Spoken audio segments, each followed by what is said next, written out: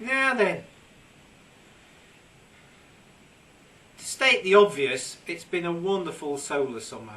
Been marvellous. We got to the point where our electricity bill was just the standing charge and the VAT. Now, we don't often get that, because normally there's a little bit of electricity used, but for these few months it's just brilliant. Anyway, that's a high watermark effectively. What has happened though is one or two bits and pieces have happened which then shows that the system has moved on. And to quote Hunter S. Thompson, we've had a devastating reappraisal of all that we hold dear and true. There you go. Answers which book it is in the comments below. Anyway, what I'm alluding to really is the fact that when you get beyond a certain amount of solar panels, then tracking is not quite so important. If you have, say, 6 panels and you want the most out of them, then in summer you want the panels to track the sun, because in winter the sun does that, but in summer it does right over here somewhere and comes all the way round and way off the screen. So therefore in summer you want to track the sun. But then when you get beyond a certain amount of panels, when it's very sunny, you have far too much power and your charge controllers are starting to work at 10 o'clock in the morning, and when it's not so sunny you've still got plenty of power. And we're talking here where we're using 7 to 8 kilowatt hours a day from the system, so we're charging at a good old rate. Anyway, that preamble comes to the point where I had a slight fault with the drive motor of the solar gate. You remember the one which is a long boom that pivots one end and is driven from near the other end. So it took me a while to realise, because there was a million other things going on, including the videos of rebuilding the Denby drill, and B, to get round to it. So I did actually fix it, and it was basically grease had come from the gearbox and worked its way all the way around the armature and got round the brushes, because they're a permanent magnet DC motor. Anyway, I fixed that, and then later on I had to stop the tracking, because it was sort of hay time and this, that and the other, and I never got round to literally putting a wire in a hole and screwing it back in place, because it wasn't necessary. So the devastating reappraisal is, beyond a certain level of solar panels, tracking is not quite so important, but position of the panels is. Now those of you who have been with me for quite a while will realise we've got a lot of trees here, and some really nice ones. We've got some coast redwood, Sequoia sempervirens, and we've got some Wellingtonia and Monterey pines, and some quite nice oaks and this, that and the other. And so, you know, shade-free areas is at a premium, and the gate is in a relatively shade-free area. So what I'm proposing is that I stop the tracking. That way I can double the size of the array. It's 10 long by 1 high, and I'm proposing to go 10 long by 2 high. And the tracking, I could probably reinstate it in a year or so once I've got all the framework up and moved all the drive wheels to account for a wider. Let me just see if I can do this. Where are we? I'll look at my hands, not the screen. That's the panel, yeah, and that's the frame. Well, we're going to come out here somewhere with another set of panels, so that the wheel that is down here will then have to be right out here, or else the whole thing will tip and joggle around. So what follows now is a bit of a montage. I think that is the current fantasy phrase. So it's basically, I've been drilling holes and cutting steel to get to start making the basic support frame for this next 10 set of panels, which all goes down to the fact that if you've got 10 panels in the shed, they're not doing anything. So if you put them on the frame and you don't get the tracking, but you've got double the amount of panels, then you know it's better. They're better out there collecting photons than being in the shed. So we'll just do this bit of a montage.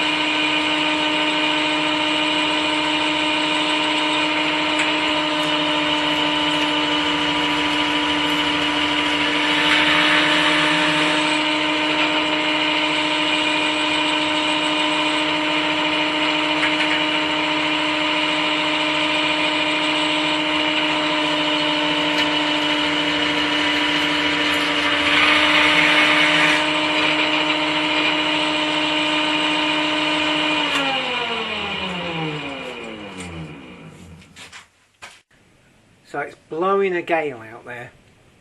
They're not really appropriate for taking a camera out.